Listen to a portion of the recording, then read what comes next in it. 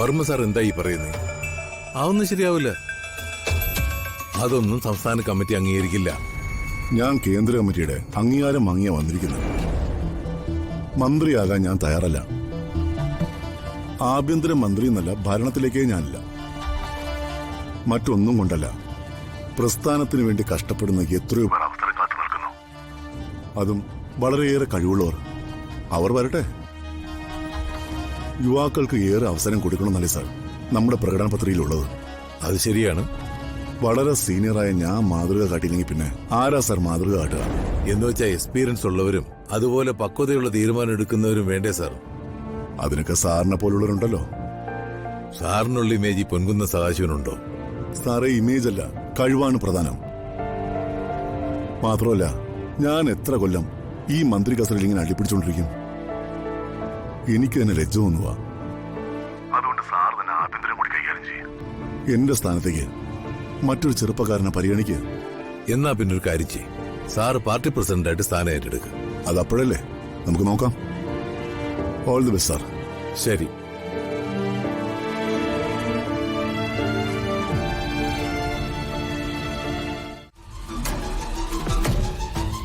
അതുകൊണ്ട് തന്നെ ഞാൻ പറയും, സത്യമല്ല ഞാൻ പ്രതാപനോട് പറയും. ഈ കുടുംബത്തെ പ്രശ്നങ്ങളുണ്ടാക്കി ഇവിടുത്തെ സമാധാനം കളയാനാണോ നിങ്ങളുടെ ശ്രമം? അതെ, കുടുംബത്തിൽ സമാധാനം നിലനിൽക്കണമെങ്കിലേ അത് എല്ലാവരും വിചാരിക്കണം. ഞാൻ മാത്രം വിചാരിച്ചാ പോരാ. ഇങ്ങനെ ഒരു കുടുംബം കെട്ടിപ്പടുത്തത് എന്റെയും കൂടി അധ്വാനം കൊണ്ടാ. അതാരും മറക്കാൻ നിൽക്കണ്ട. പിന്നെ മറ്റുള്ളവരെ പറ്റിച്ച് ജീവിക്കുന്നതല്ലേ അധ്വാനം. ഋതു, വേണ്ട. നീ എന്നെ വെല്ലു വിളിച്ചോടി. 10 സെക്കൻഡ് കൊണ്ട് ഈ വീടൊരു തീപ്പുരയാക്കി ഞാൻ മാറ്റും. നീയേ കൺകുളിർക്കെ കണ്ടോ? ദൈവത്തെ ഓർത്ത് നിങ്ങൾ പ്രതാപേട്ടനോട് ഇപ്പൊ ഒന്നും വിളിച്ച് പറയില്ലേ? ഒരു യാത്ര കഴിഞ്ഞ് വരുന്നതാ പ്രതാപേട്ടൻ. അവര് പറയട്ടെ ചെറിയമ്മ. എന്തായാലും പത്മാവതി എന്റെ അമ്മയല്ലേ, അച്ഛന്റെ ഭാര്യയായിട്ട് വർഷങ്ങളോളം ജീവിച്ചവരല്ലേ. ഋതുമോളെ, എന്നാലും എന്തിനാ ചെറിയമ്മ ഇത്രയും പേടിക്കുന്നേ? ഋതു, ഇവരെ തകർത്തത് കുടുംബജീവിതം, എന്റെ അച്ഛന്റെ അമ്മയുടെ ജീവിതം. സത്യവും നീതിയെല്ലാം നമ്മുടെ ഭാഗത്താ. അതുകൊണ്ട് എനിക്ക് വിശ്വാസമുണ്ട്, സത്യമേ ജയിക്കൂ. വർമ്മ സാർ എങ്ങനെയാ റിയാക്ട് ചെയ്തെന്ന് പറയാൻ പറ്റില്ല. രാജു, എനിക്കും പേടിയുണ്ട്. പക്ഷേ ഇതിനൊരു അന്ത്യം ഉണ്ടായാലല്ലേ പറ്റൂ.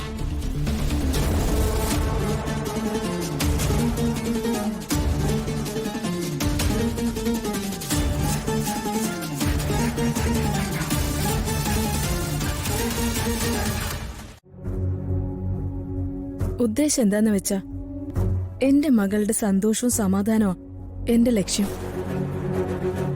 അതുകൊണ്ട് തന്നെ ഞാൻ പ്രതാപേട്ടന്റെ മുന്നിലേക്ക് പോകുന്നു. മാഡം, രണ്ടും കൽപ്പിച്ചാ ഞാൻ പോകുന്നത്. രണ്ടിലൊന്ന് സംഭവിക്കുന്നുള്ള പേടിയൊന്നും എനിക്കില്ല. കാരണം രണ്ടിലൊന്ന് ഓൾറെഡി സംഭവിച്ചു കഴിഞ്ഞതാ. എനിക്കൊന്നും മനസ്സിലാവുന്നില്ല. സുജാതെ, പ്രതാപേട്ടന്റെ ജീവിതത്തില് നിലവില് ഞാനില്ല. അദ്ദേഹം എന്നെ ആട്ടി പുറത്താക്കിയതാ. പിന്നെ എന്തിനു പോണം? ഈ ഡ്രാമ അവസാനിപ്പിക്കാൻ. പ്രതാപേട്ട, നിങ്ങളുടെ ജീവൻ രക്ഷിക്കാൻ കൂട്ടുനിന്ന ആ പവിത്ര സിസ്റ്റർ അത് ഞാനായിരുന്നു എന്നൊന്ന് ബോധ്യപ്പെടുത്ത. എനിക്ക് നിങ്ങളോട് അത്ര സ്നേഹം ഉണ്ടായിരുന്നു ഉറക്കെ വിളിച്ചു പറയാൻ. ഞാൻ നിങ്ങളെ ചതിച്ചിട്ടില്ല. എന്റെ മനസ്സില് നിങ്ങൾ മാത്രമേ ഉള്ളൂ എന്ന് ഒരിക്കൽ കൂടി പറയാൻ. നമ്മുടെ മകൾക്ക് നമ്മൾ രണ്ടുപേരും വേണം. അതുകൊണ്ടാണ് നിങ്ങൾ വിളിച്ചപ്പോ ഒരിക്കൽ കൂടി വരണം എന്ന് തോന്നിയതെന്ന് പറയാൻ. മാഡം, ഇത് വലിയ പ്രശ്നാവില്ലേ? ഇനി എന്ത് പ്രശ്നം? എന്തായാലും അംബികയെ പോലെ അദ്ദേഹം എന്നെ കൊല്ലാൻ ശ്രമിക്കൊന്നുമില്ല. ഇനി കൊന്നാലും സന്തോഷം. പ്രാണനെ പോലെ കരുതിയവന്റെ കൈകൊണ്ടുള്ള മരണത്തേക്കാൾ വലുത് മറ്റെന്തുണ്ട് ഈ ലോകത്ത്? പ്രാണവായു പോകുമ്പോഴും പ്രേമിച്ചാന്റെ മുഖം കാണാലോ.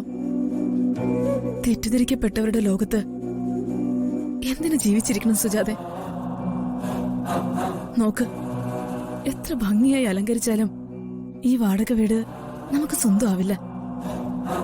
അതുപോലെയാ ചില മനുഷ്യബന്ധങ്ങളും. സ്വന്തമാണെന്ന് പറഞ്ഞ് നെഞ്ചിലേറ്റിയാലും അതൊരു താൽക്കാലിക നിഴല് മാത്രം. അത് കാലം നമുക്ക് പഠിപ്പിച്ചു തരും. പഠിക്കാൻ ഒരു പാഠം കൂടി ബാക്കിയുണ്ട്. അതുകൊണ്ട് ഞാൻ പോവും.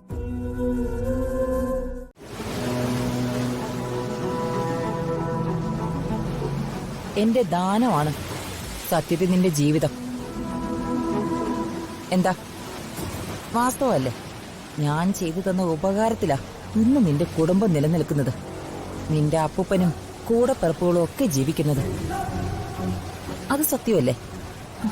ആ സത്യമാണ്. നീ എന്റെ അടിമയും ഞാൻ നിന്റെ ഉടമയുമാണെങ്കിലും അങ്ങനെയൊന്നും ഞാൻ നിന്നെ ചൂഷണം ചെയ്യില്ല. പക്ഷേ ഞാൻ നിനക്ക് ചെയ്തു തന്ന ഈ ഉപകാരങ്ങൾക്കൊക്കെ പ്രത്യുപകാരമായി നീ എന്താ എനിക്ക് ചെയ്തു തരുന്നേ? അംബികേച്ചി എനിക്ക് ചെയ്തു തന്നിട്ടുള്ള ഉപകാരങ്ങളൊന്നും എനിക്ക് മറക്കാൻ പറ്റുന്നതല്ല. ഒരു കാലത്തും ഞാനത് മറക്കേയില്ല. ആ കടപ്പാടിന്റെ പേരിൽ ഞാൻ എന്ത് ചേച്ചിക്ക് ചെയ്തു തരണമെന്ന് പറഞ്ഞാലും ചെയ്തു തരും. അതെന്റെ വാക്കാണ്.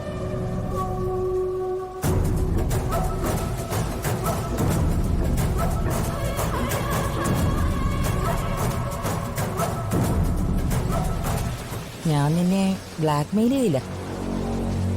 പക്ഷേ എനിക്ക് നിന്നെ കൊണ്ട് ആവശ്യം വരും.